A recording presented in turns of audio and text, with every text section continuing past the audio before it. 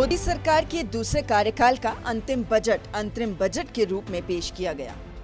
वित्त मंत्री निर्मला सीतारमण ने आगामी समय में सरकार के खर्चों और योजनाओं का ब्यौरा पेश किया। इस बजट को लेकर प्रदेश के मुख्यमंत्री सुखविंदर सिंह ठाकुर ने अपनी प्रतिक्रिया दी, जिसमें उन्होंने कहा कि अंतरिम बजट निराशाजनक रहा। उन्हें बजट से काफी उम्मीदें थी।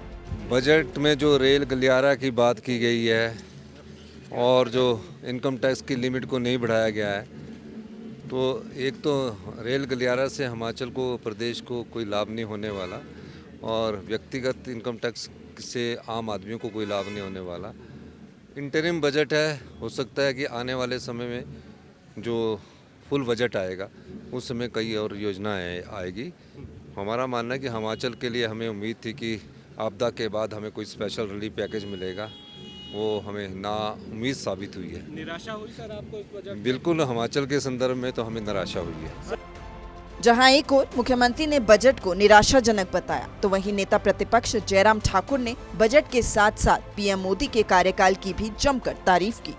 इसके साथ ही उन्होंने कहा कि विकसित भारत 2047 के लक्ष्य की अंतरिम बजट में केंद्र सरकार ने नींव रखी।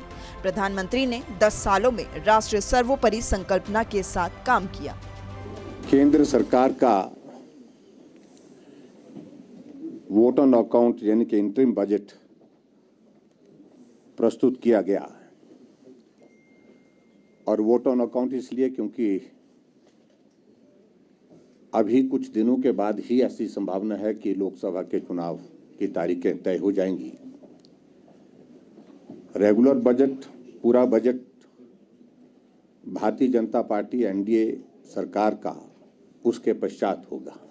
इन 10 वर्षों में जो पूरे होने जा रहे हैं आदरणीय प्रधानमंत्री नरेंद्र भाई मोदी जी के नेतृत्व में,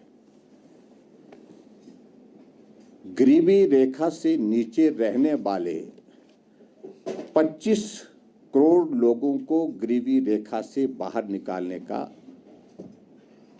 कार्य सफलतापूर्वक किया गया। भारत के 80 करोड़ लोगों को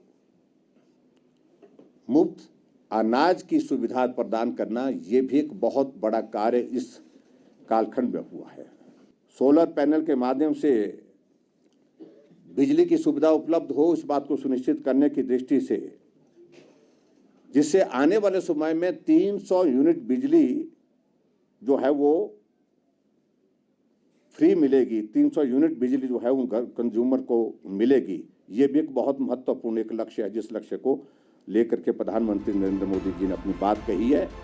अंतरिम बजट पर पक्ष और विपक्ष की सारे देश से प्रतिक्रियाएं सामने आ रही हैं। विपक्ष जहां बजट को निराशाजनक और आम लोगों के लिए खराब बता रहा है, वहीं बीजेपी बजट की सराहना करते हुए नजर आ रही है। शिमला से सूर्य समाचार के लिए कमल ठाकुर की रिपोर्ट।